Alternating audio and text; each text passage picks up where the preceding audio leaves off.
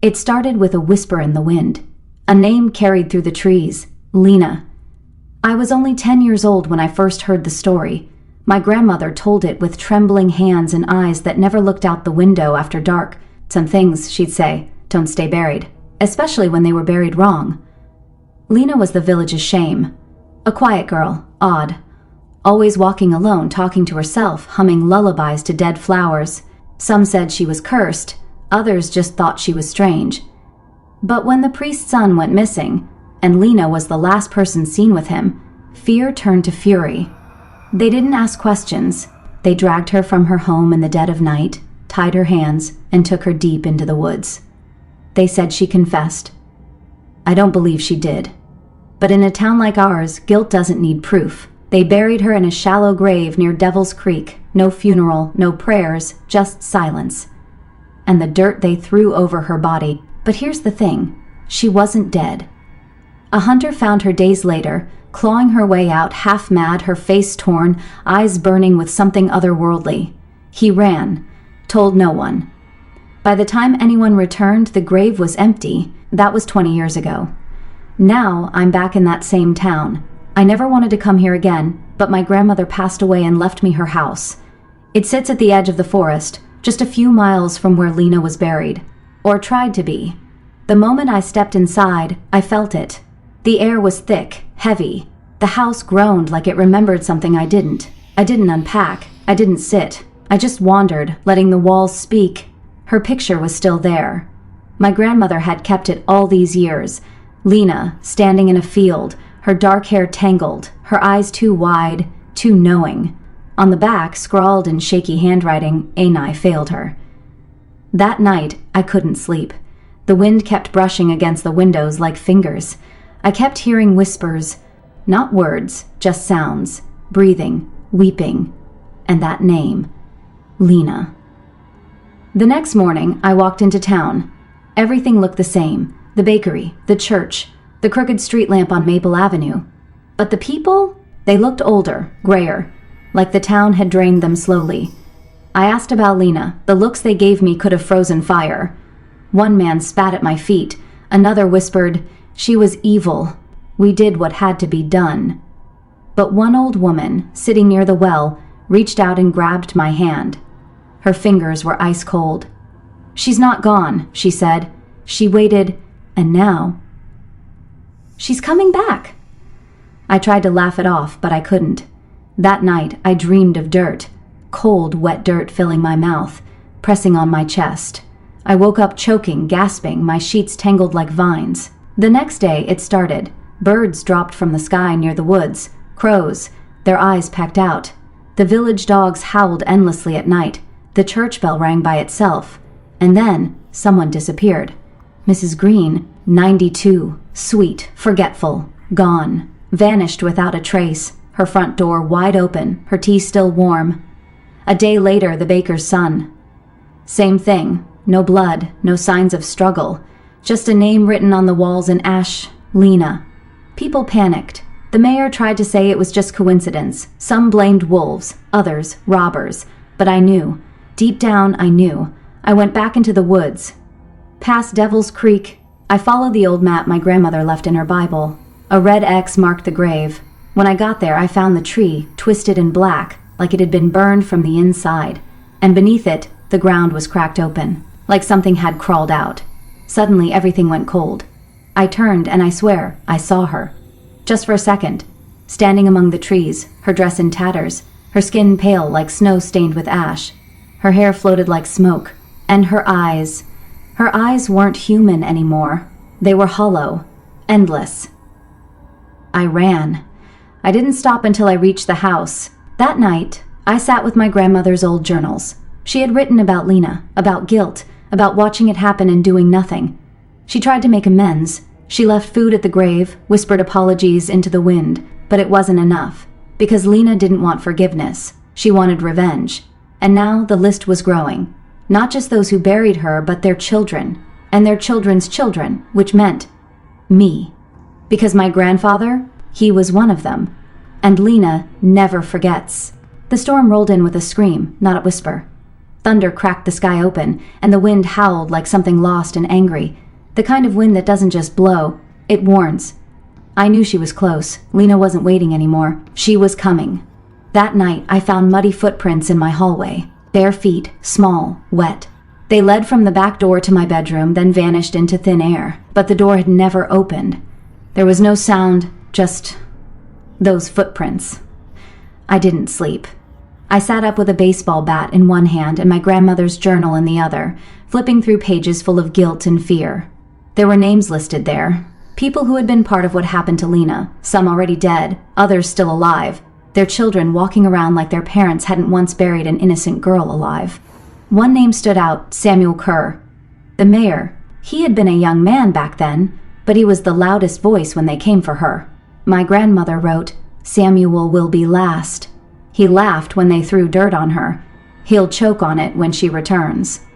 The next day, the village held a town meeting. Samuel stood at the front, pale as chalk, trying to calm everyone. People had locked their doors. Some were leaving town. But he told them it was just panic, just hysteria. Then the lights went out.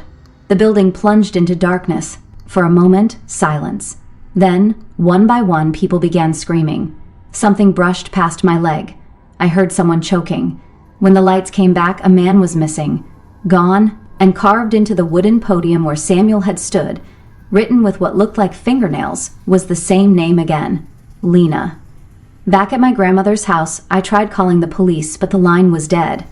I had no cell signal. It was like the whole village had been cut off from the world. I locked every door, every window.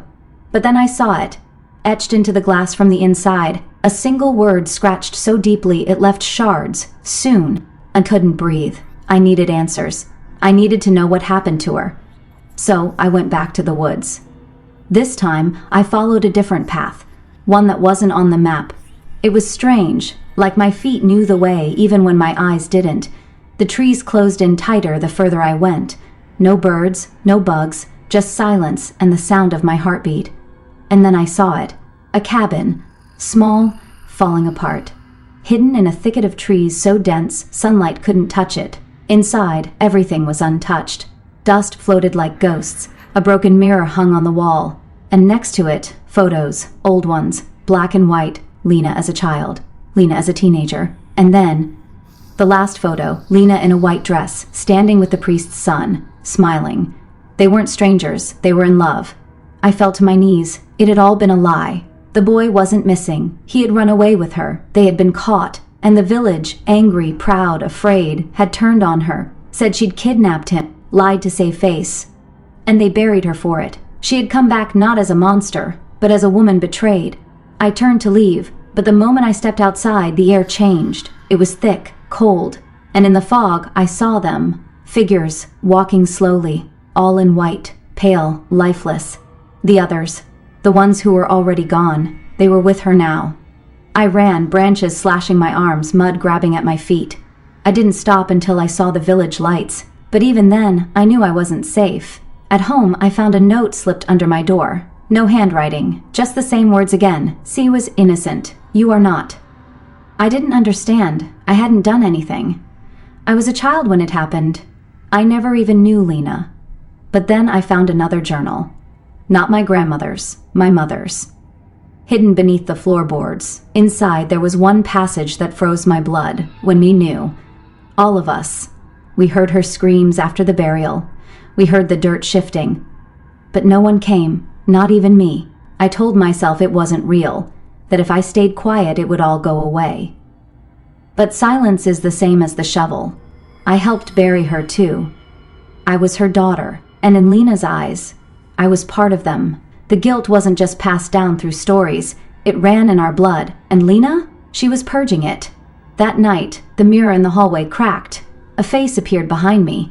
Pale, eyes empty, hair soaked in dirt, lips barely moving as she whispered, "A one left." I screamed, spun around, nothing. But deep down, I knew who she meant, Samuel. And then me. Because Lena was crossing the final names off her list, and I had one chance left to stop her. It felt like the village had aged 100 years in a week.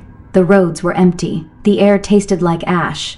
Windows were covered, and nobody dared to step outside after dark. Fear didn't just visit, it moved in. And Lena, she was the landlord now.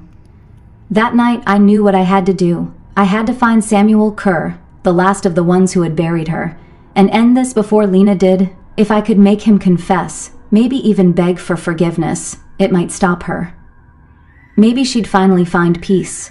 He wasn't in his office, not at home, not at the church where he once preached family values while covering up a murder. I finally found him hiding in the abandoned schoolhouse on the hill, the same place where they used to teach us about honesty, kindness, all the things they didn't show Lena. He looked like a ghost, skinny, shaking, his suit wrinkled and wet with sweat. "She's here," he whispered the moment he saw me. "She's been here. She talks to me in my dreams." I didn't bother yelling, didn't ask questions. I just told him, "So you need to make it right." He laughed, a broken, haunted sound. "There's no making it right. We buried her, and she came back." "You think words can fix that?" A loud bang came from behind us. The doors flew open by themselves. Cold air rushed in, and suddenly I smelled something earthy, rotting, like damp soil pulled from the grave. Samuel's knees buckled. "She's here! Please, help me!" I ran. I left him there. I know it sounds horrible, but in that moment, I couldn't move fast enough. I didn't want to be next. Behind me, I heard his screams. And then silence. When I returned later, the schoolhouse was empty, but scratched into the wall, with long, crooked lines, was a final name. Mine. I was the last. I didn't sleep. Couldn't eat. Just waited. Every room in my house was locked tight. Lights stayed on. I even sprinkled salt at every door, like the old story said. But I knew she'd come. I was only buying time. That night, I dreamed of Lena. She wasn't a monster. She wasn't even angry. Just sad. Tired. She stood in a white dress, muddy and torn, holding a small locket. She opened it and showed me a picture. Her and the boy she loved. Smiling. "Bonne killed us both," she whispered. My eyes snapped open. I was lying on the floor. The mirror in front of me wasn't reflecting my face. It was her. She looked right at me. "Tane, why didn't you stop them?" she asked, not with hate, but hurt. Deep, cold, endless hurt. "I was a child," I said. "I didn't know." "But you knew later," she said, "and you did nothing." She reached through the mirror. Cold fingers touched my cheek. I froze, couldn't move, couldn't scream. She leaned in so close I felt her breath, if you could call it that. "I don't want revenge anymore," she said. "I want peace. But to rest, I need one thing." I nodded. "Anything, tell me." She held out the locket. "Bury us together, where they tore us apart." Then she vanished. That morning, I went back to the woods.